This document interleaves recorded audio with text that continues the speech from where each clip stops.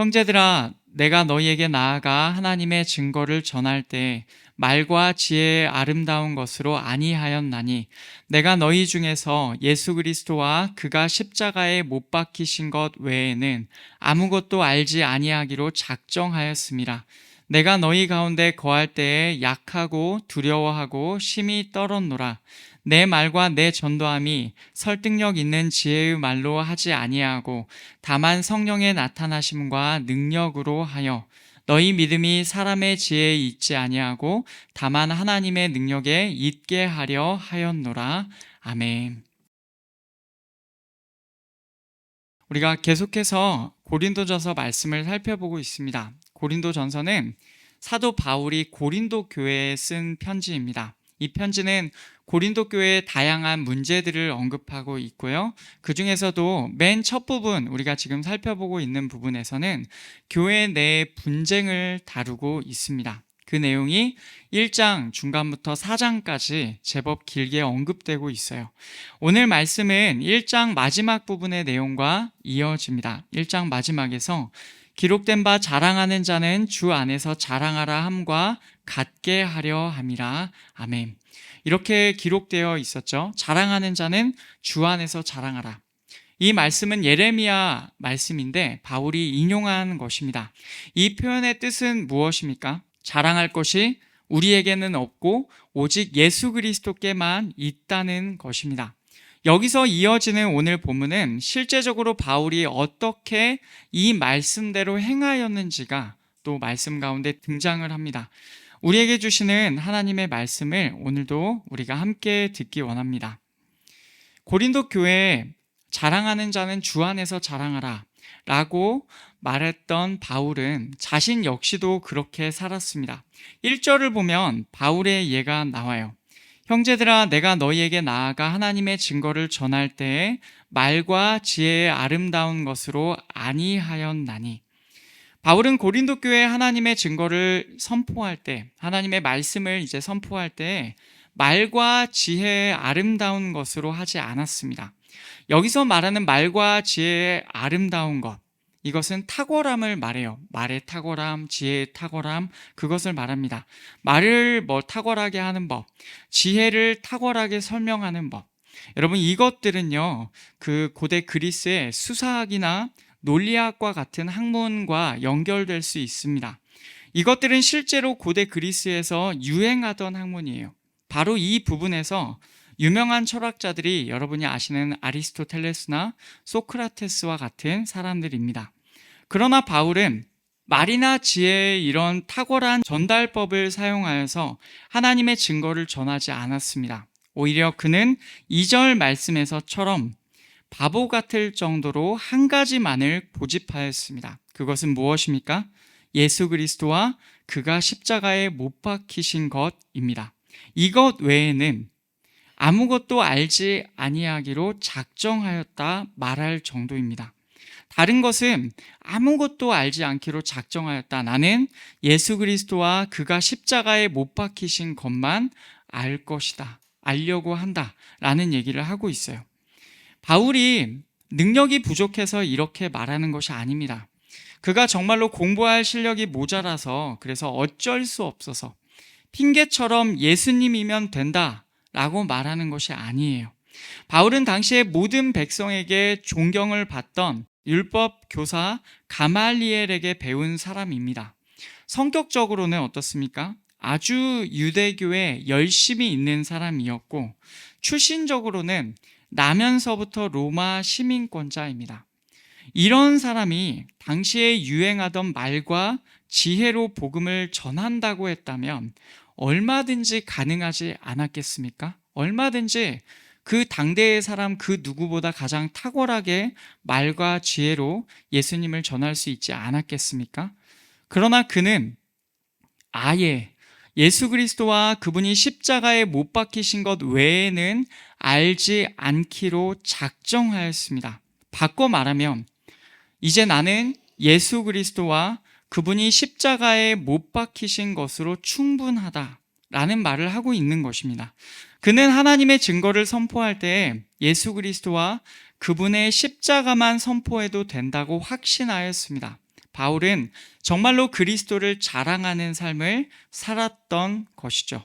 그런데 바울에게는 고린도 교회 안에 있을 때에 그의 연약함이 실제로 있었습니다. 3절을 보면 내가 너희 가운데 거할 때에 약하고 두려워하고 심히 떨었노라. 바울이 직접 말해요. 자기가 약하고 두려워하고 심히 떨었다. 이 말을 우리가 어떻게 이해해야 하겠습니까? 물론 바울이 그리스도만을 자랑하기 위하여 자신의 어떠한 말이나 지혜도 내세우지 않았습니다. 그러나 그의 실제적인 모습에서도 그가 자기가 자기를 볼 때 자랑할 것이 하나도 없다는 것을 여기서 보여주고 있는 것 같습니다. 바울같이 대단한 사도이자 전도자도 전도 대상자들 앞에서는 약했고 두려웠고 많이 떨었습니다. 이렇게 보면 바울이 그리스도만을 자랑한 것은 두 가지 측면 모두로 생각해 볼 수가 있어요. 첫째는 말씀을 따라 그가 의도적으로 행한 것입니다. 오직 그리스도만을 자랑하려고 그분과 그분의 십자가 외에는 어떤 것도 알지 않기로 작정한 부분입니다. 정말로 의도적으로 아무것도 포함시키지 않고 예수 그리스도와 그분의 십자가만 내가 알기로 작정하였다. 이런 측면이 있습니다. 둘째는 그의 실제적인 모습에서도 자랑할 것이 없었다는 것입니다. 우리가 볼 때는 뛰어난 학문적인 배경과 출신적 배경을 가지고 있죠. 그래서 뭔가 탁월함이 예측되는 사람이잖아요. 그러나 그는 약하였고 두려워하였고 많이 떨었습니다. 이것이 바울이 아는 자신의 실제적인 모습이었어요. 바울이 이 얘기를 여기서 왜 합니까? 자기가 실제 자신의 모습에서도 자긴 정말로 자랑할 것이 없다는 말을 하고 있는 거죠. 바울은 자신의 연약함을 분명하게 알고 인정하고 있었습니다. 우리는 바울의 이 두 가지 면을 다 기억해야 할 것입니다. 그리스도만을 드러내고자 한 바울의 순종의 측면이 있고, 실제로 자기가 정직하게 자기 모습을 들여다볼 때 자랑할 것이 하나도 없는 자신의 모습의 측면이 이 두 가지가 다 있다는 것이죠. 이제 바울은 오늘 본문 마지막에서 그가 진정으로 강조하고자 했던 것이 무엇인지를 드러냅니다. 4절을 보면 바울의 말과 바울의 전도함이 설득력 있는 지혜의 말로 하지 않았다고 합니다. 다만 그의 말과 전도함이 성령의 나타나심과 능력으로 하였다고 해요. 자기의 설득력 있는 지혜의 말로 한 것이 아니라 성령의 나타나심과 능력으로 자신의 말과 자신의 전도함을 행하였다고 하죠. 그가 이렇게 한 목적이 5절에 나옵니다. 너희 믿음이 사람의 지혜에 있지 아니하고 다만 하나님의 능력에 있게 하려 하였노라. 아멘. 고린도 교회 사람들의 믿음이 사람의 지혜에 달려있는 것이 아니라 다만 하나님의 능력에 있게 하기 위하여라는 거예요. 한번 생각해 보겠습니다. 만약 바울이 설득력 있는 지혜의 말, 지혜의 설득력 있는 말로 그 말과 지혜의 아름다운 것으로 사람들을 믿게 하였다고 한번 생각해 보시죠. 그러면 믿은 그들에게는 바울이라는 사람, 그 사람의 지혜가 그들을 믿게 한 것으로 생각될 수가 있어요. 그렇게 되면 어떻게 됩니까? 결국 그 지혜로운 말을 한 사람이, 그리고 그 사람의 지혜가 부각되는 것이죠. 그러나 반대로 만약 사람의 지혜나 어떤 탁월함으로가 아니라 그리스도와 십자가를 전하기만 했는데 하나님의 능력으로 사람들이 믿음에 이르게 되었다면 여러분 어떻습니까? 그들의 믿음에 있어서 사람의 어떠함은 강조될 수가 없겠죠. 오직 하나님의 능력만 드러날 것입니다. 바로 이것을 바울이 원했던 거예요. 말과 지혜의 탁월함도 아니고 설득력 있는 지혜도 아니고 사람의 어떤 것도 드러나지 않는 것. 그리고 오직 그리스도와 그분이 십자가에 못 박히신 것과 그 선포 안에서 역사하시는 성령의 나타나심과 능력만이 드러나는 것. 이것을 바울이 기대하였습니다. 심지어 그 십자가에 못 박히신 그리스도는요, 1장 23절을 보면 유대인에게는 거리끼는 것, 다시 말하면 걸림돌이고 이방인에게는 미련한 것, 미련함입니다. 그런데도 이것을 십자가에 못 박히신 그리스도를 믿는 사람들이 있게 된다면 여러분 이것은 얼마나 하나님의 능력입니까? 이런 한계, 이런 부딪힘에도 불구하고 그리스도만 전했는데 그들이 믿음에 이르게 되었다? 이것은 정말로 하나님께서 능력을 발휘하신 것이다 라고 귀결되는 것입니다. 바울은 이렇게 성령의 나타나심과 능력, 하나님의 능력을 복음 증거에 있어서도 드러내고 싶었습니다. 바로 이 모습이 자랑하는 자는 주 안에서 자랑하라는 말씀을 바울이 자신에게 적용한 실제적인 모습이라고 말할 수 있겠습니다. 이렇게 오늘 말씀은 바울의 전도 방식을 있는 그대로 보여주고 있습니다. 바울은 사람들의 방식으로 말과 지혜나 설득으로 하나님의 말씀을 전하지 않았어요. 대신에 바울은 그저 그리스도와 그분이 십자가에 못 박히셨음을 전하였습니다. 우리의 어떠함, 사람의 것을 빼고 그리스도께서 행하신 일을 그저 선포한 것입니다. 그런데 바울이 그렇게 그리스도를 자랑하였을 때 하나님께서 역사하셨습니다. 하나님께서 어떻게 역사하셨습니까? 성령의 나타나심과 능력으로, 그리고 하나님의 능력으로. 이런 하나님의 나타나심, 하나님의 능력, 성령 하나님의 역사하심이 실제로 나타난 거예요. 그래서 사람의 것이 포함되어 있지 않았는데도 하나님께서 역사하셔서 놀라운 일이 나타났습니다. 그러면 구체적으로 고린도 교회에서 하나님의 능력이 어떻게 드러나는지를 우리가 사도행전 고린도 교회의 이야기를 통해서 구체적으로 보겠습니다. 고린도전서 처음에 우리가 살펴본 것처럼 사도행전 18장을 보면 거기에 바울의 고린도 교회 전도 이야기가 나옵니다. 거기에서 바울은 하나님의 말씀에 붙잡혀서 예수는 그리스도라고 유대인들에게 밝히 증언했다고 합니다. 이렇게 그리스도를 증언하였어요. 그러나 처음에는 유대인들에게 복음이 제대로 들어가지 않았습니다. 그러자 바울은 이방인에게 가겠다고 하면서 디도 유스도라고 하는 사람의 집으로 이동하였습니다. 그 집은 회당 옆이었습니다. 결국 바울의 사역은 회당장에게서 열매를 맺었습니다. 8절을 보시면 회당장 그리스보가 온 지방과 더불어 주를 믿었다고 기록되어 있어요. 유대인들이 모이는 회당의 장인 그리스보가 예수 그리스도를 믿었습니다. 그리고 수많은 고린도 사람들도 듣고 믿어 세례를 받았습니다. 그렇게 그곳에서 바울이 1년 6개월을 머물면서 하나님의 말씀을 가르쳤습니다. 굉장히 긴 기간이에요. 바울의 일생 중에서 바울이 이렇게 년 단위로 넘어서는 기간 동안 어느 한 곳에서 복음을 전한 것이 많은 경우가 아닙니다. 굉장히 오랜 기간 이 고린도에서 하나님의 말씀을 전한 거죠. 바울의 이 전도로 말미암아 고린도 교회가 세워졌습니다. 정말로 바울이 사람의 것이 아니라 그저 예수 그리스도를 전하려고 노력한 모습이 보이시죠. 그러자 하나님께서 하나님의 능력으로 고린도 교회에 역사하셨습니다. 바울을 싫어하는 유대인 중에서도 회당의 장을 믿게 하셨고 수많은 고린도 교회 사람들이 복음을 듣고 믿게 해주셨습니다. 그래서 바울로 하여금 1년 6개월이나 고린도에 머물게 하셨어요. 바로 이것이 하나님의 능력, 성령의 나타나심과 능력의 예인 것입니다. 저는 바로 이 하나님의 능력이 우리 교회에도 강하게 역사하시기를 소원합니다. 특별히 하나님의 말씀 듣기를 사모하여 여기에 있는 모두에게 하나님의 역사가 나타나기를 원합니다.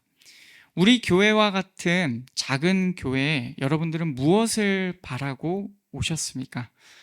저는 다른 것보다도 이 공간에서 있는 그대로의 하나님의 말씀이 선포되기를 원합니다. 그것이 우리 교회가 설립된 가장 핵심적인 목표이기도 합니다. 이 같은 마음이 여기 있는 모두에게 있었으면 좋겠어요. 정말로 하나님의 말씀을 있는 그대로 듣기를 원하는 마음이 우리 안에 있기를 원합니다. 그렇게 예수 그리스도와 그분이 십자가에 못 박히셨다는 이 사실, 성경이 한결같이 지목하고 있는 이 사실이 이 자리에서 선포될 때 바로 이 자리에서 하나님의 능력이 임하기를 간절히 소망합니다. 우리가 원하는 것이 바로 그것이에요. 하나님의 말씀의 선포와 하나님의 능력의 나타나심이죠.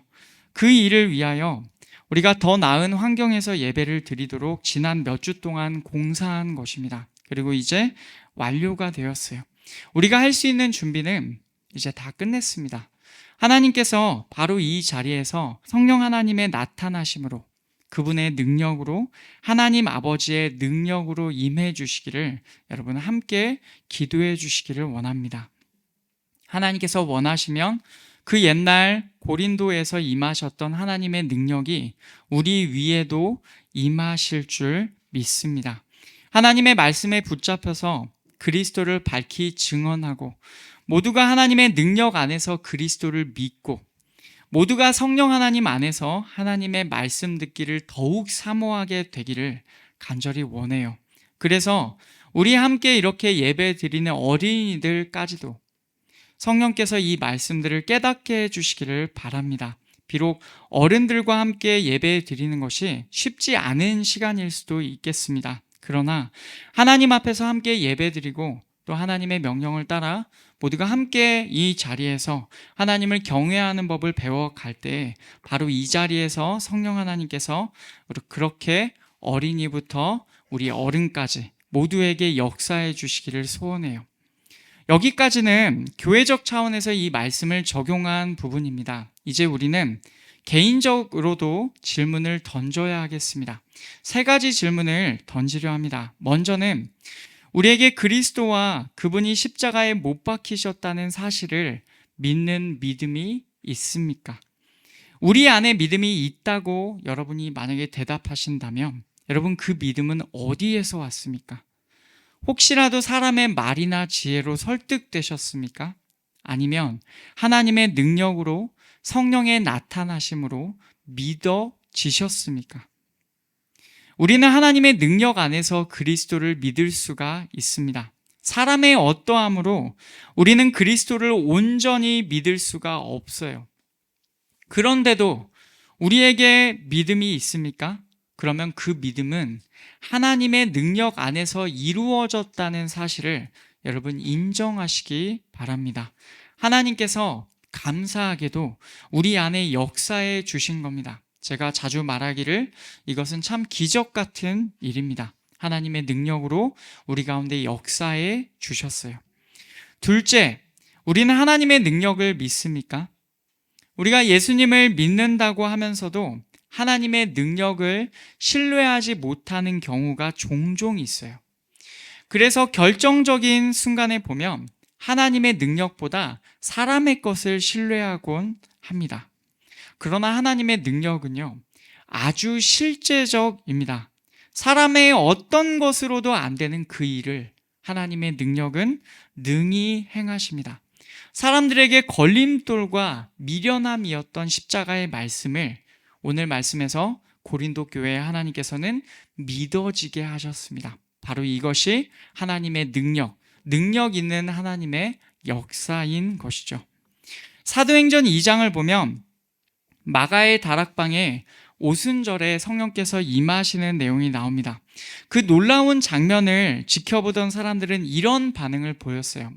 놀라고 당황하기도 하였고 개중에 어떤 자들은 조롱하기도 하였습니다. 술에 취하였다. 그때 베드로가 일어나서 그들에게 말해요. 그 말을 보면 거기에 이렇게 되어 있습니다. 그가 하나님께서 정하신 뜻과 미리 아신 대로 내준 바 되었거늘 너희가 법 없는 자들의 손을 빌려 못 박아 죽였으나. 이 말씀을 보면 어떻습니까? 베드로가 한 말인데 바로 그 자리에 있던 자들, 유대인과 예루살렘에 살던 자들, 물론 보다 넓은 범위에 그들을 포함하긴 하였지만 바로 그들이 예수님을 죽였다고 합니다. 너희가 법 없는 자들의 손을 빌려 못 박아 죽였다. 물론 더 넓은 범위에서 말하는 거긴 합니다만은 어쨌든 그 자리에 있는 사람들도 그 일에 동조하였다라는 말로 그렇게 들리죠. 그들은 예수님을 십자가에 못 박을 정도로 예수님을 믿지 않던 자들이었어요. 그러나 베드로는 그들에게 복음을 분명하게 전하였습니다. 2장 36절을 보시면 그런즉 이스라엘 온 집은 확실히 알지니 너희가 십자가에 못 박은 이 예수를 하나님이 주와 그리스도가 되게 하셨느니라 하니라. 아멘. 너희가 십자가에 못 박은 이 예수라고 하면서 너희가 행한 일을 다시 한번 강조합니다. 그러면서 너희가 못 박은 이 예수가 하나님이 주와 그리스도가 되게 하신 그분이시다라고 선포하죠. 그러자 37절에서 그들의 마음이 찔리게 됩니다. 여러분, 이 역사가 어찌 그냥 일어났겠어요? 다 하나님의 능력이, 성령 하나님의 일하심이 이 일을 이룬 것입니다. 결국 그날에 그 말을 받은 자들이 세례를 받고 믿는 자들의 수가 3,000명이나 늘었어요. 우리가 신뢰하는 것은 바로 이 하나님의 능력입니다. 하나님께서는 우리의 시선으로 볼 때 불가능해 보이는 일들도, 특히 사람의 마음을 움직여서 예수 그리스도를 믿게 하시는 그 일을 이루시는 분이십니다. 여러분, 이 하나님을, 그리고 하나님의 능력을 신뢰하시기를 원합니다. 셋째로, 우리는 복음의 능력을 믿습니까?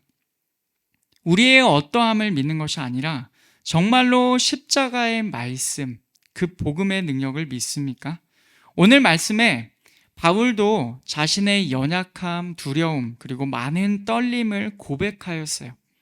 우리의 현실을 들여다보면 아마 우리도 사실은 바울과 같을 것입니다. 겉으로는 자랑해 보일 것이 많도록 우리의 모습을 때로는 꾸미기도 하고 때로는 그렇게 자랑하기도 하지만 사실 정직하게 우리 모습을 들여다보면 우리는 별로 자랑할 것이 없고 사실은 능력도 없습니다. 그러나 우리에게 있는 그리스도의 십자가는, 그리고 그 십자가의 말씀인 복음은 우리의 능력이 됩니다. 고린도전서 1장 18절에서 이렇게 말씀하죠. 십자가의 도가 멸망하는 자들에게는 미련한 것이요 구원을 받는 우리에게는 하나님의 능력이라. 아멘. 십자가의 말씀이, 십자가의 도가 죽는 자들에게는 미련함이요 구원받는 우리에게는 하나님의 능력입니다. 그 십자가 덕분에 우리가 구원받게 되었습니다. 그래서 그 십자가의 말씀은 하나님의 능력입니다. 우리를 죽음에서 구원으로 이끄신 하나님의 능력이다라는 뜻이죠. 동시에 이제 구원받은 자들에게는 그 십자가 자체가 우리에게 주시는 하나님의 능력이 됩니다. 같은 말인 것 같지만 조금 다릅니다. 우리가 앞에서 말씀의 선포 가운데에서 하나님의 능력이 나타난다고 들었죠. 구원받은 우리가 그리스도의 십자가를 선포하며 나갈 때 하나님의 능력이 임합니다. 그래서 연약하고 두려워하고 많이 떨던 바울도 그가 그리스도만을 선포하기로 작정하고 십자가만을 전하기로 작정하였을 때 하나님의 능력이 그에게 임하였고 그가 복음을 전파하는 그 자리에 임했던 것입니다. 우리는 이 말씀처럼 복음의 능력을 믿어야 합니다. 우리는 힘이 없고 약하지만 우리가 복음을 증거할 때 거기에는 하나님의 능력이 있습니다. 바로 그것이 복음의 능력입니다. 말씀을 맺겠습니다. 우리의 모습이 때로는 연약하다고 느껴져도 여러분 괜찮습니다. 왜냐하면 능력은 하나님께 있기 때문에 그렇습니다. 우리의 어떠함을 우리가 굳이 자랑하려 하지 않아도 됩니다. 왜냐하면 우리의 자랑은 그리스도와 십자가이기 때문에 그렇습니다. 이제는 우리가 그리스도만 자랑하면 됩니다. 왜냐하면 그리스도께서 하나님의 능력이시기 때문입니다.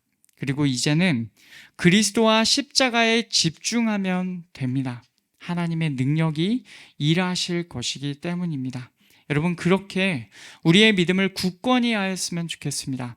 그리스도와 십자가를 굳건히 붙들고 하나님의 능력을 신뢰하고 복음의 능력을 따라 길을 걸어가는 우리가 되었으면 좋겠어요. 그렇게 있는 그대로의 복음을 믿는 우리에게 이제 하나님의 능력이 우리 가운데 임할 것입니다. 여러분 이 사실을 믿으시고 하나님께서 우리 안에 그분의 능력으로 역사해 주실 것을 기대하면서 함께 하나님의 역사를 기도하는 우리가 되기를 간절히 축복합니다. 그리고 여러분의 삶의 구체적인 현장에서도 바로 그 복음만을 붙들기를 소원하고 예수님의 능력만을 믿기를 원하는 우리에게 우리의 삶의 현장에서 하나님의 능력이 하나님의 역사가 나타나기를 간절히 축복합니다.